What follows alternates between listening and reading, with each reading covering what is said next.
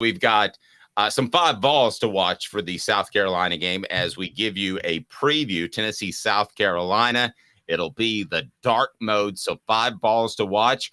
Let's go ahead and get that rolling right now, and it's brought to you by our friends at Zen Sports. Tell you more about Zen Sports, but you've got number 5 on your list, Jalen McCullough.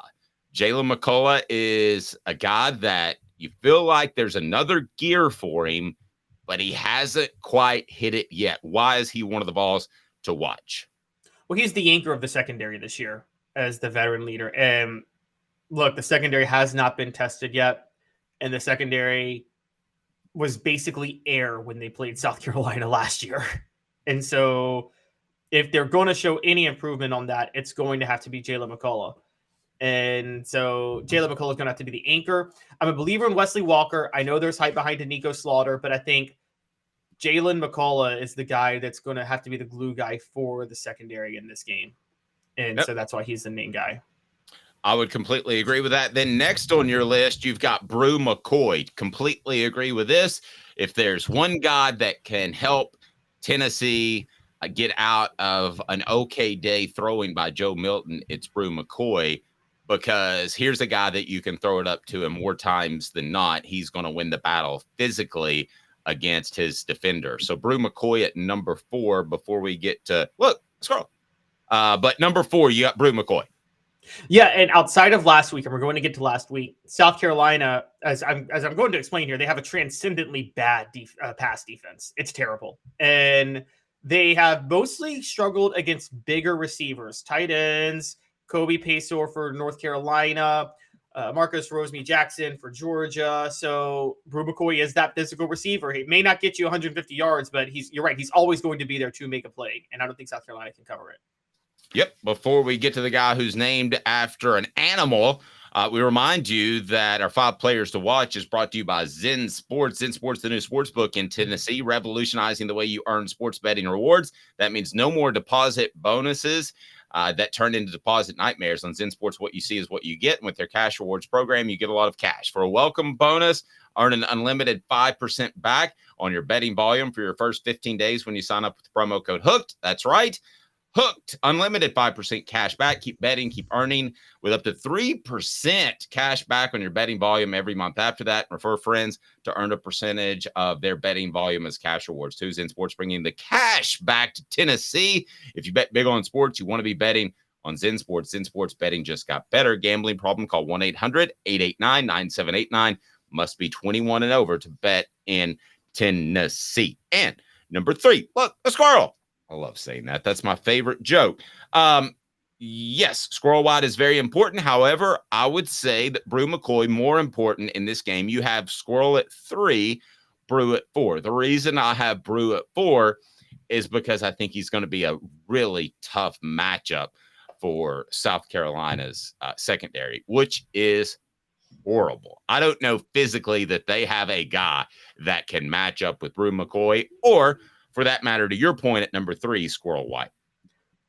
Yeah, I would have had Brew McCoy at number 3 last week, but then last weekend happened. And did you see what Pediatric Griffin for Mississippi State did to South Carolina?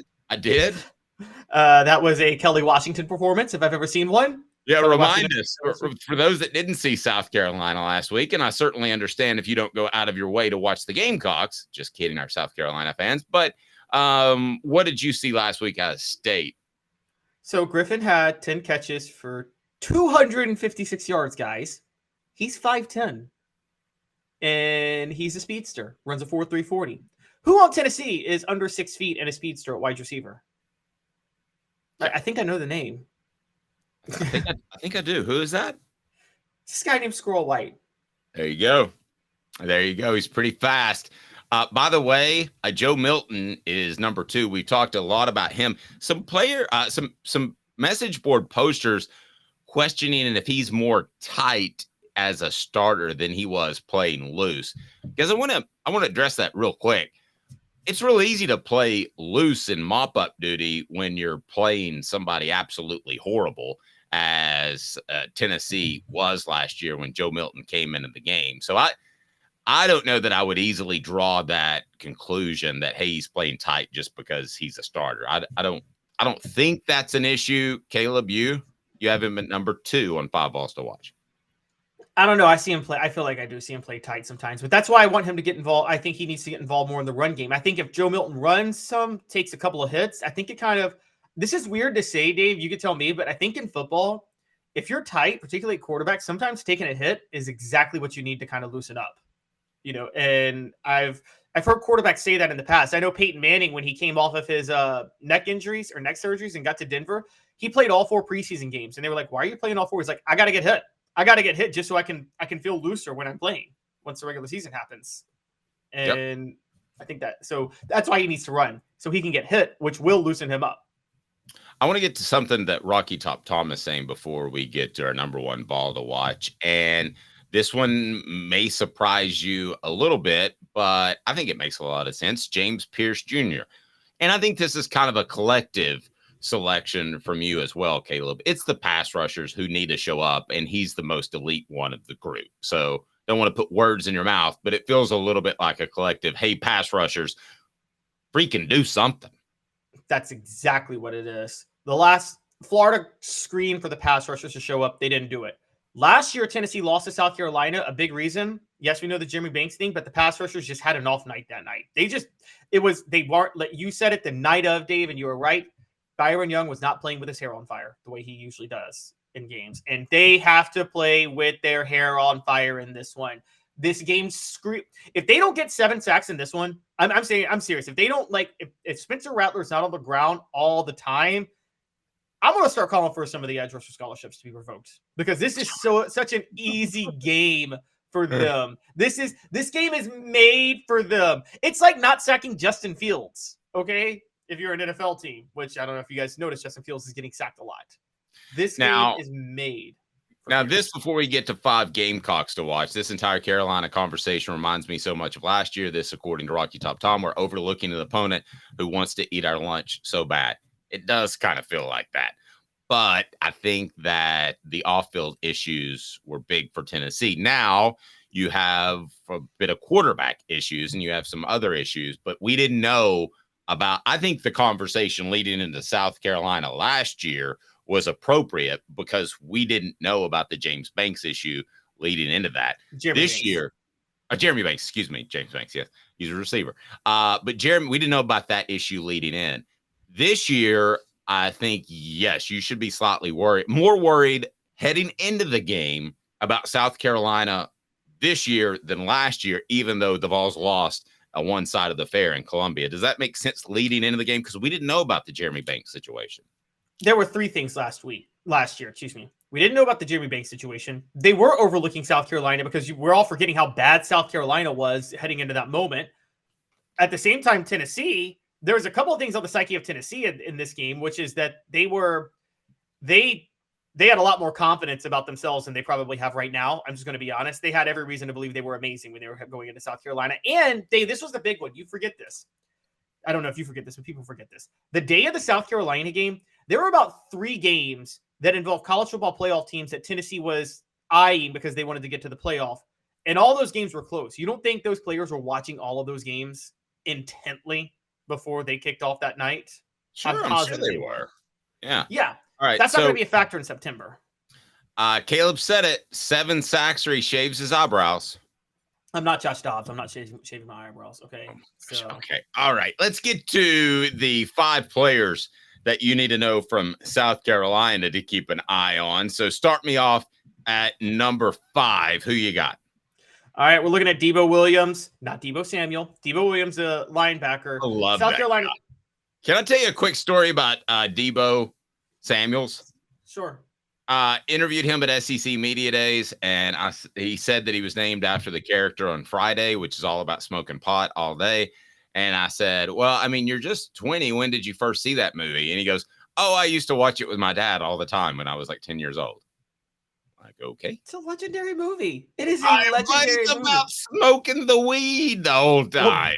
Well, also, Debo, the bully on the bike. Also, Debo Samuel was not the size of Debo. Debo Samuel was a lot skinnier. But I will tell you, though, in person, as far as skill position players, he's one of the guys that I would at least want to fight. He was super thick, like traps and just the whole thing. I was like, ugh, that guy looks scary.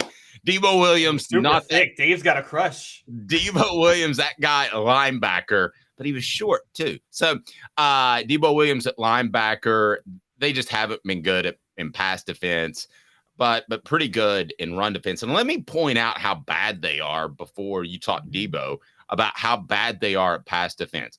First of all, they're last in the SEC. Okay, that's bad enough in and of itself. But they are giving up 317 yards passing. The next closest SEC team is Mississippi State at 280. So they're giving up almost 40 yards more per game passing than the next to worst ranked team in pass defense. They cannot stop the pass, period. They can't at all. And that's where Debo Williams, the best way for them to try to do it is honestly the Tim Banks method of stunts and blitzes and things like that. And Williams at linebacker could do it.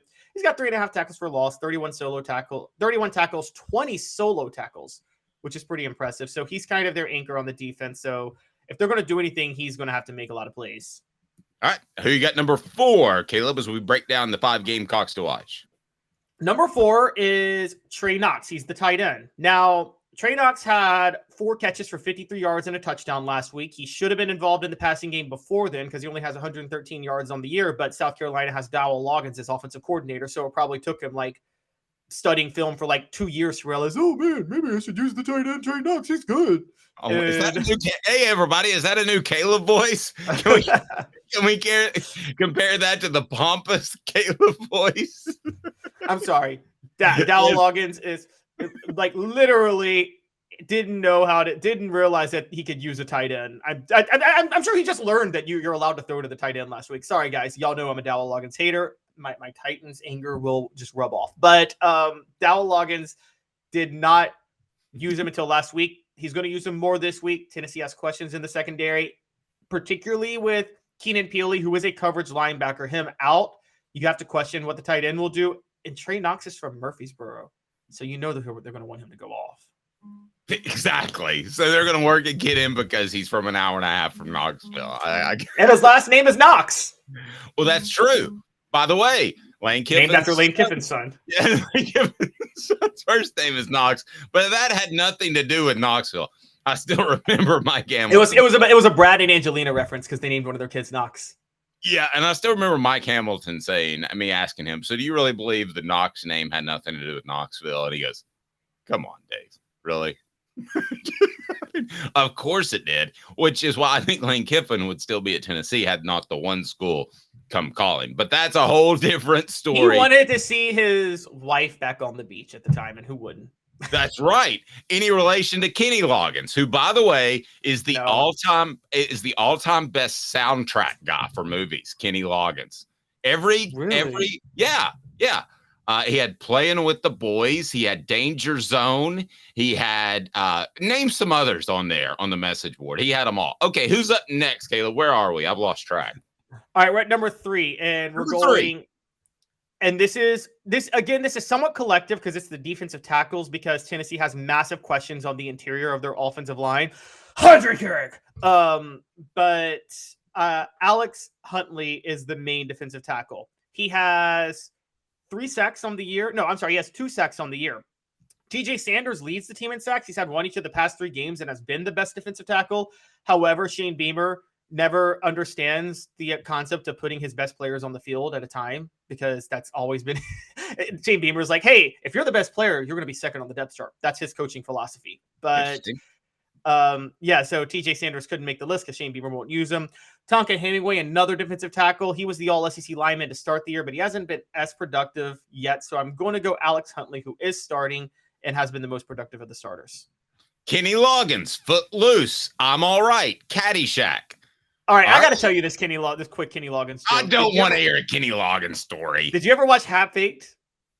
Yes, I did. Underrated comedy. The beginning of that movie, when one of the guys is working at a music store and a woman asked for $7 for him to buy a used Kenny Loggins album. He's like, I'll give you 5. She's like, no, he autographed it. She's like, and then he's like, okay, then I'll give you 4. It's pretty good. Scott ranking in. He's got Danger Zone, Top Gun. Did Kenny Loggins ever have a hit that wasn't a soundtrack is the question. I've been looking for the answer to that question for 25 Did he have one that years. wasn't in the 80s, an 80s movie? Definitely not. Definitely not. Where are we, number 2? He's the Jamie Kennedy of the 80s. Okay. Anyway, Xavier Legette at wide receiver. Now, Antoine Wells is obviously out, who torched the Vols last year. Amarian Brown torched UT last year too, and is in the starting lineup, but Leggett is the star. I mean, he's got 27 catches for 556 yards. You're looking at an NFL receiver. He'll test Tennessee secondary like nobody has tested them this year. Rocky Top Tom saying I have to go home and watch Caddyshack. I might do that too. Pond, pool, pond. Pond would be nice for you. Pond would be nice for you. All right, number 1, who is the Gamecock to keep an eye on with Spurs up? The Gamecock to keep the eye on is obviously Spencer Rattler. Gotta be. I mean, do I have to really explain this? Gotta be. If he has a big game, Tennessee's in trouble. Yeah, we did sneak Kenny Loggins in. Pretty good job, huh?